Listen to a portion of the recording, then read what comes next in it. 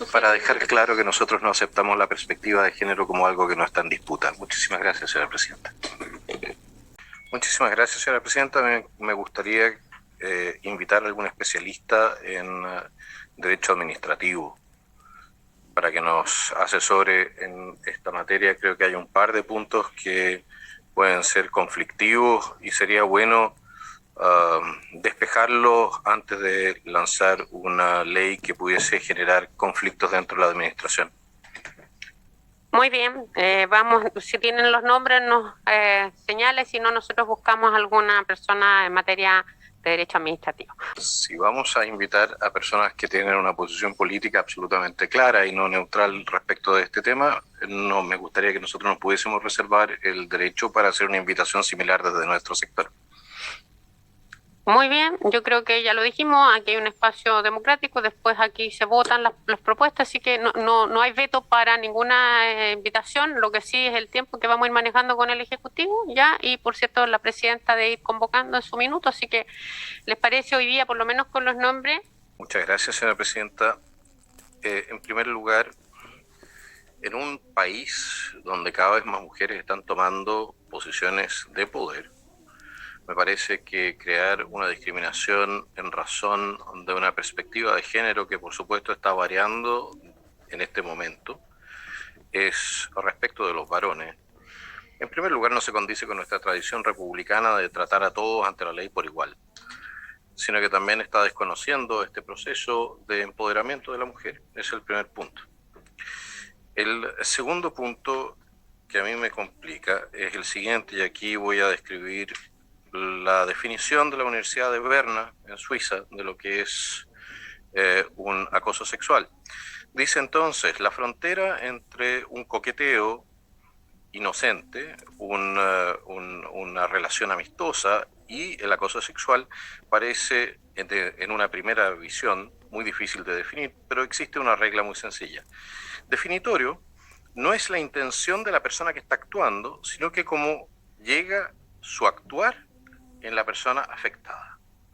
Es decir, que, y de acuerdo con este texto, de hecho esa es la situación que se está planteando, el receptor es el que decide si se está produciendo una falta o no. No es una cuestión objetiva necesariamente, hay mucho de subjetividad en esto. Y cuando uno sanciona sobre la base de subjetividades puede cometer injusticias muy grandes. Entonces, nuevamente, ¿cómo tipificamos bien este tema? Después tenemos aquí una serie de críticas que he planteado, me gustaría que usted las respondiese, señora subsecretaria. La primera, el artículo 150 ter, comete acoso sexual en el ámbito municipal que es valiéndose con ocasión de su vínculo laboral. Ok, respecto de eso, los funcionarios municipales de planta o a contrata tienen una relación estatutaria. Esto es regida por su propia ley o estatuto administrativo, por lo tanto no se rigen por el Código del Trabajo que crea vínculos laborales. Artículo primero, ley 18.883. En consecuencia, esta norma sería discriminatoria e inaplicable respecto a la mayoría de los funcionarios públicos propiamente, traje el artículo 19 de la Constitución Política. Después vamos al 2, que dice, o presenta un comportamiento no consentido de connotación sexual con tal que provoque en la víctima una situación objetiva. Dice, no se entiende lo que quiere decir con un presente comportamiento no consentido de connotación sexual con tal que provoque en la víctima una situación objetiva. ¿Situación objetiva de qué? Sin embargo, si no fuera el sentido, ¿cómo van a probar situaciones objetivas de connotación sexual? Si estas dependen de la connotación, es decir, del sentido sexual que le dan los involucrados, es una interpretación personal o situación subjetiva. Nosotros estamos aquí legislando y decidiendo sobre el destino de mucha gente. Y esa gente tiene que tener claro cuáles son las normas que los van a afectar. Aquí tenemos el número 3. Disculpen. Dice entonces, debe contar con la debida independencia de la autoridad administrativa. Perfecto. La independencia implica en la práctica que no es jerárquicamente sometido a los mandos, quedando exento del control jerárquico. Es peligroso porque será un poder paralelo dentro de la municipalidad. Garantizar la imparcialidad es suficiente para garantizar el debido proceso del órgano que ejerce jurisdicción en conformidad al artículo 19, número 3 de la Constitución Política. Por otro lado, si con esto quiere decir que no se encuentra sujeto a subordinación jerárquica ni a dependencia alguna de la municipalidad, significa que se está creando un órgano nuevo, lo que es inconstitucional en tanto esa facultad es de iniciativa exclusiva del presidente de la República según el artículo 65 de la Constitución Política del Estado. Vamos al número 4. Existencia de sanciones administrativas internas tales como la rebaja de sueldo. Dice, parece drástica las medidas impuestas, no obedece al principio de proporcionalidad. Debería considerarse también como alternativa la amonestación, censura y eventualmente también de manera complementaria la actividad educativa, lo que será muy útil en situaciones de menor gravedad. Además, significa un incentivo a denuncias calumniosas con fines netamente económicos.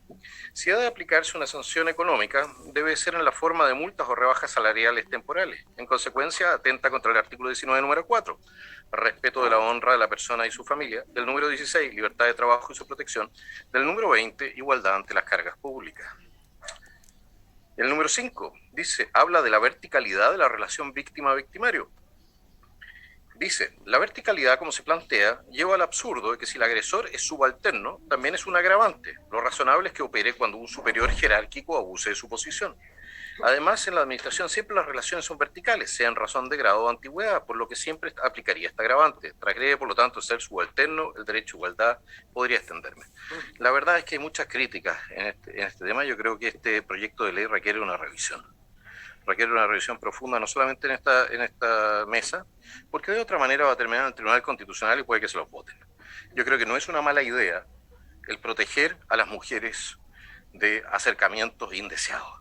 Definitivamente no, pero también a los hombres, por lo demás. Porque eso en situaciones de poder invertidas también se da. Y creo de que podríamos tener una mejor ley, un mejor proyecto de ley, si se hace mejor la pega también del punto de vista de la redacción de la misma. Yo creo que esto no va a pasar los filtros del Tribunal Constitucional y no pasaría otros filtros tampoco. Muchísimas gracias.